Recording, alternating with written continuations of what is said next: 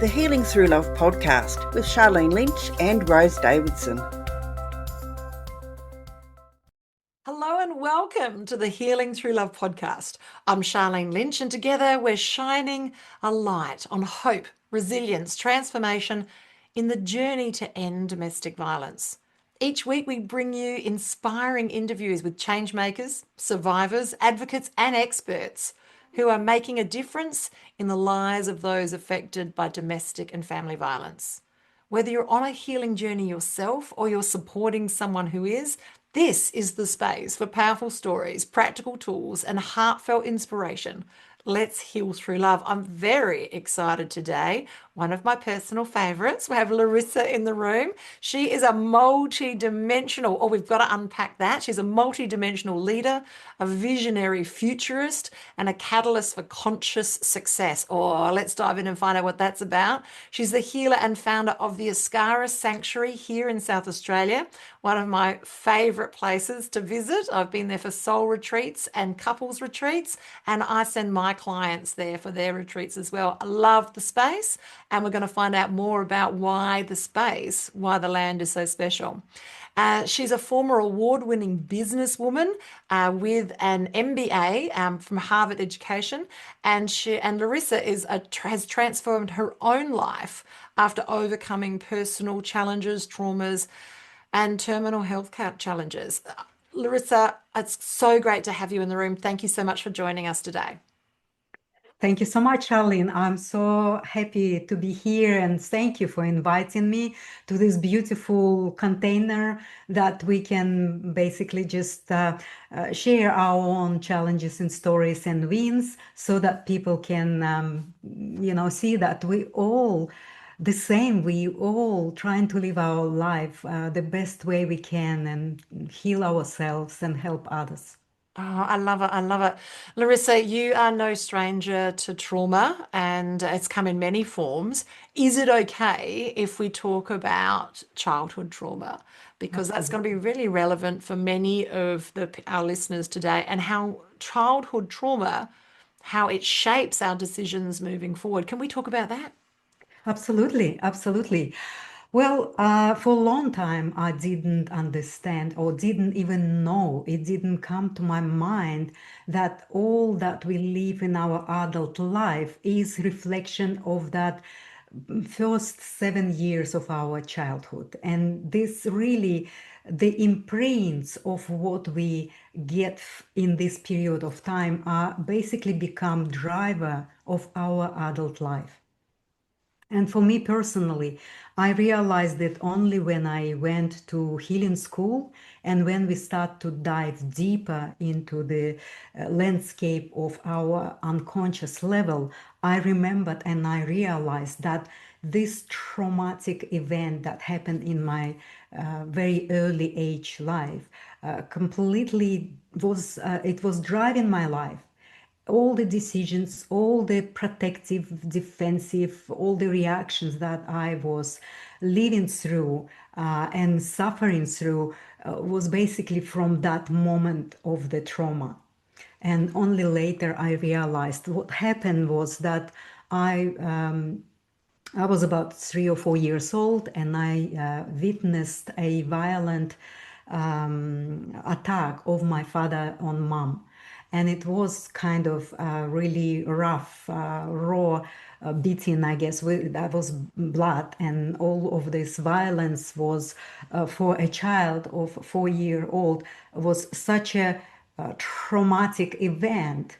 And I remembered through healing later that in my mind in that moment there's a two concepts fall into this concept, or into the belief that I then lived through my life, that very painful limited belief I formed in that moment.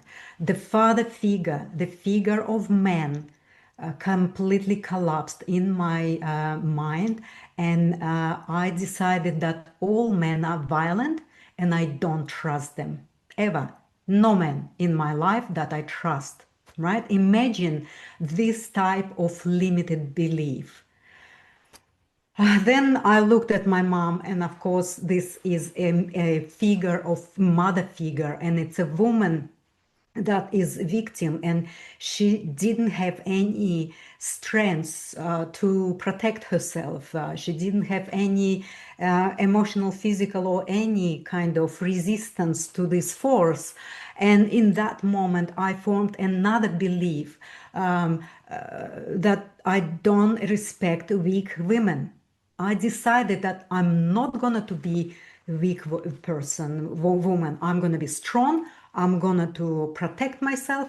I'm not going to allow myself to be in a situation where that would be repeating in my life. And imagine these two beliefs formed in a child. So I don't trust men and I don't respect women. And imagine living with these two beliefs deeply embedded and deeply imprinted into the child consciousness. So when I become, adult, I was living from these beliefs.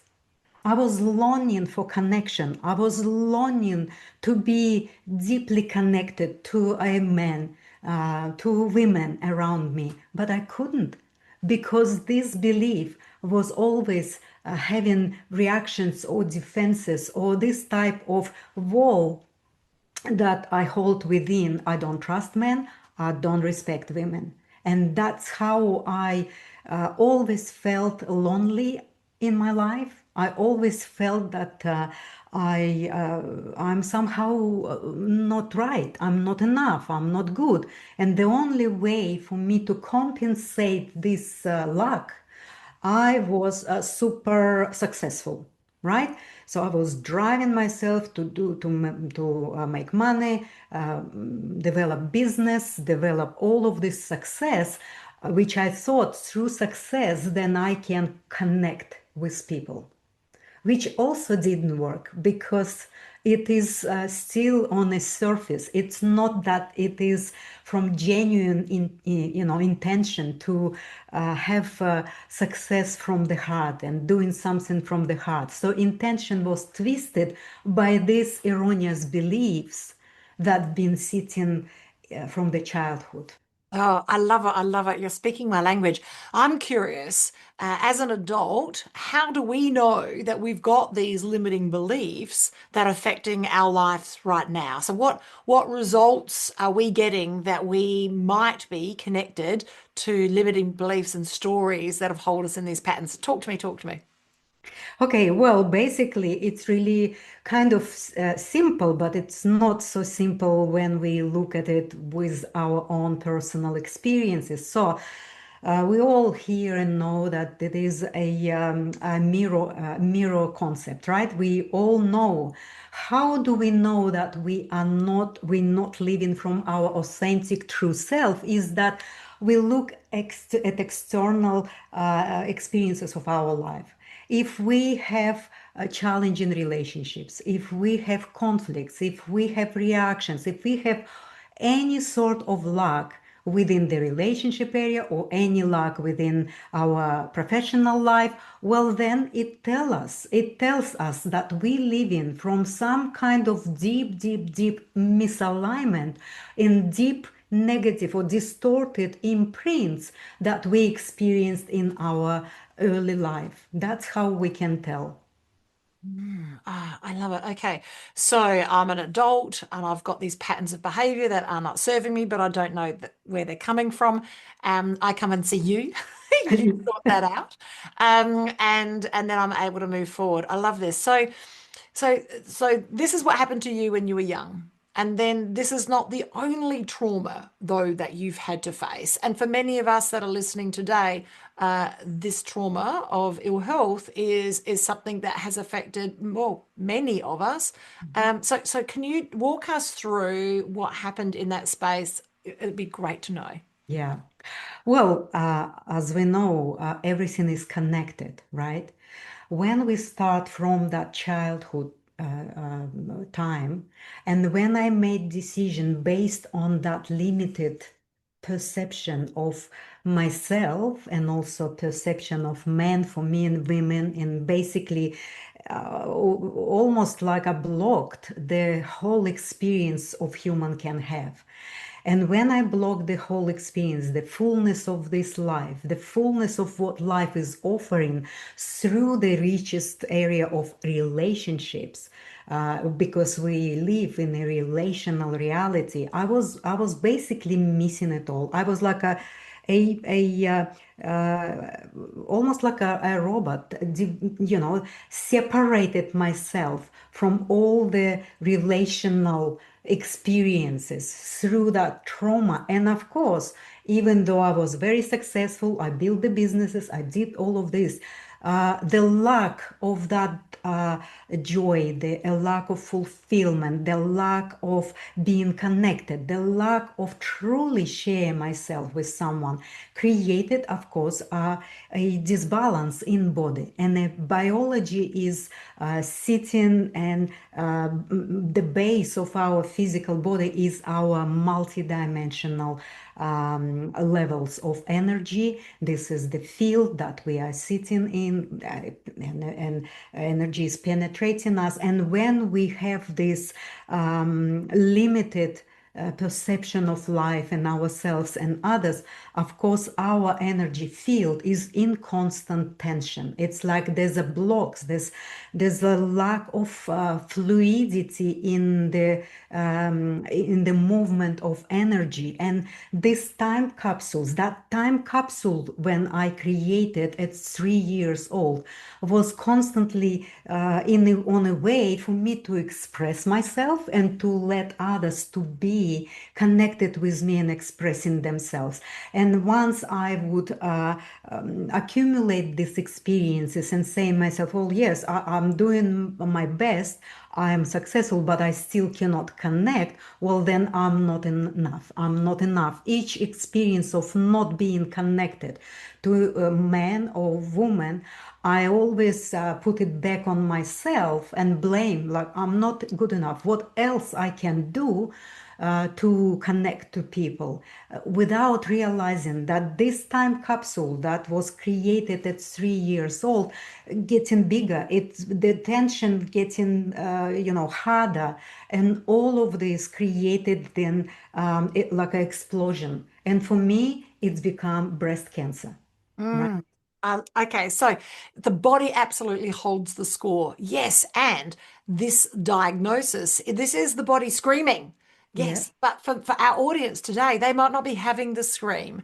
They might be having the quiet whispers that there's something wrong. What do those physical manifestations look like that are quiet whispers that will, if not attended to, elevate to that loud scream? Absolutely. I mean, we all started with a little signs, as little as a simple tiredness, as simple more than tiredness a little bit sometimes, and as simple pushing, like when we force something to do, when we force to go and do something, but we really feel tiredness. The body is telling us it like I can't, like everything when we do through the force, it's the first sign to say, okay, well, what is this that my body is not really allowing me to do with effortlessly, with ease. So this is really first signs, and most of us, we just ignore it. We have the logical override of these feelings, sensations, and we just go. And then, well, the next one gonna be exhaustion. Then we take holiday. We go somewhere to warm places. We spend 3 days, thinking that's it. I'm now can go back and be okay. So we assume that this tiredness, exhaustion gonna be healed by going somewhere for holiday for 3 days. It's not like that. Well, then there's a burnout, then there's depression, then there's panic attacks, then there's all of these things. And then finally, the body would scream really loudly, either with heart attacks, the diabetes, explosion of different allergies, or the cancer. All of that then will be almost like a screaming, like, what are you living? Yes, on every level, on every level. So Larissa speaks to your body when it's still at a whisper. And so then you can identify where is this coming from? And it helps you get connected and get to the core of what it is. I've had several sessions with Larissa. I loved them. I think if you can imagine Reiki is like a massage. I'm just looking for an assimilation. So think Reiki massage. The work that Larissa does, think surgery.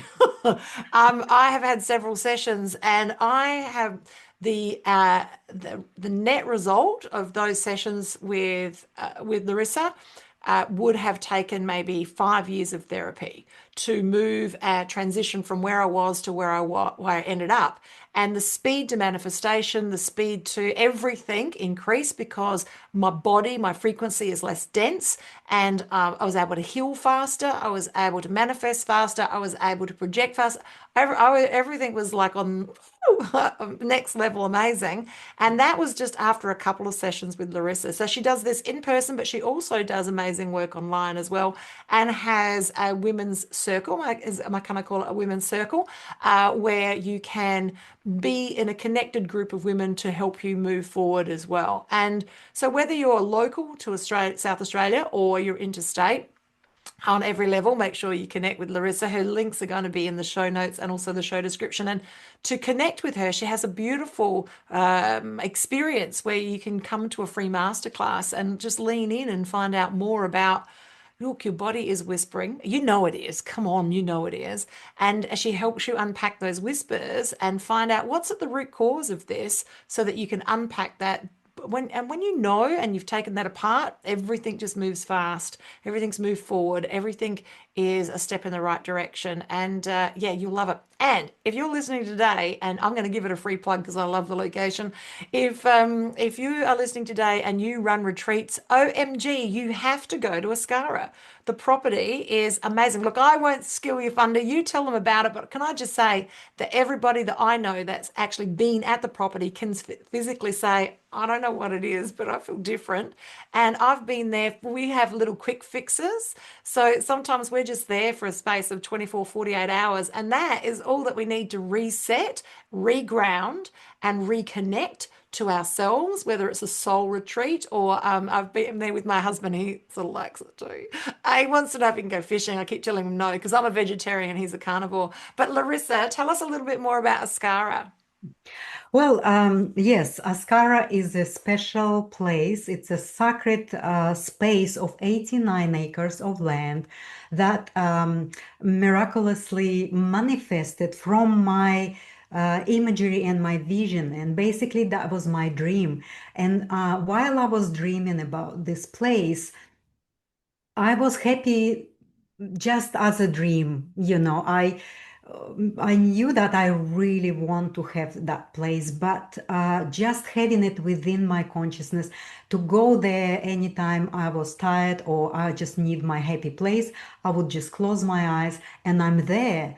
And I could actually see it and imagine almost like it is now in the physical form. So I connected this frequency of this property already in my consciousness before I actually purchased it. So it found a way to me itself through this manifestation art, right? So and then of course I was curious about what the land represent, what it is there, and because purchase of my property was happening at the same time when I was diagnosed with breast cancer. So it's kind of had this really strong connection of how I can just be present myself on this land and allow myself to be connecting with this place that I dreamt for so long. And really, I could say that the land healed me as long as well as I healed the land, because I was contacting eco energy environmentalist, the person who is working with an electromagnetic gravitational field, and during my time where I was deciding what I'm going to do about my cancer, we went through full eco energy analysis of this property, and we measured all the distorted frequencies and geomagnetic currents and underground waters and carry grids and ley lines. Everything was put on a map, and we could see how we can heal the land through remedies of neutralizing distorted energies. And through this process, I decided that I will sit and be with my cancer, and I decided not to do anything, like I just say no to operation or chemotherapy. I took a radical trust, and I'm not offering or not recommending anyone to do the same as I did, because we all have our own level of fear or trust, or it's a very, very intimate decision towards your states that you created. But what I would like to say is that when you connected to this sparkly essence that you have, that divine spark that you're carrying within you, then you will know all the answers. And it seems like through the process of connecting with the place and connecting to that essence of me, I knew, I had this knowing that I will heal myself. And yes, it's ended up to be that the healing happened. And the mind was puzzling about this healing and wanted to have answers. And for me to satisfy the mind, I needed to take another step to actually officially study and understand how the process of, for me, creating this disease and how I recreated it holistically, my mind need to know. And I enrolled myself into the Barbara Brennan School of Healing in America, and I started to travel every 2 months for 4 years, 20 times to America for residential training to become a Brennan Healing Science practitioner. It is a multidimensional, multifaceted healing modality that is now helping me to help others to understand the importance of diseases that we create, importance of these disbalances, imbalances, and all the blocks that we have. Once we get the understanding, well, this is already half of things that helps healing. Oh, I love it, Larisa. I could seriously talk to you all day. Give us just a cup of tea and I'm there. I love it, Larisa. Now, for those of you listening, if this has piqued your curiosity, come to Larisa's masterclass. The details are in the show description and in the show notes. It'll be a wonderful experience for you to get that level of connection and understand exactly what's happening for you. This magic of energy works online or in person. Either which way, it still works. Energy is energy. And it'll be lovely to have you come along to the masterclass. Larisa, it's been a privilege and a pleasure to speak with you. We're going to go over time, so we've got to call it quits there. But I'd love to have you back because there's so much happening in your environment, in your ecosystem, in what it is that you're sharing. So we'd love to have you back as another guest closer to Christmas or just after. It's a privilege to have a conversation. It's a goodbye from me and a goodbye from Larisa. Thank you so much. I really happy to have you. But just one last word. Please, you are not broken and nothing is wrong with you. You are the best expression of this divine plan. Please remember that. And once you have this understanding that you are unique expression, well, then everything will start to fall into right place. Thank you so much and goodbye.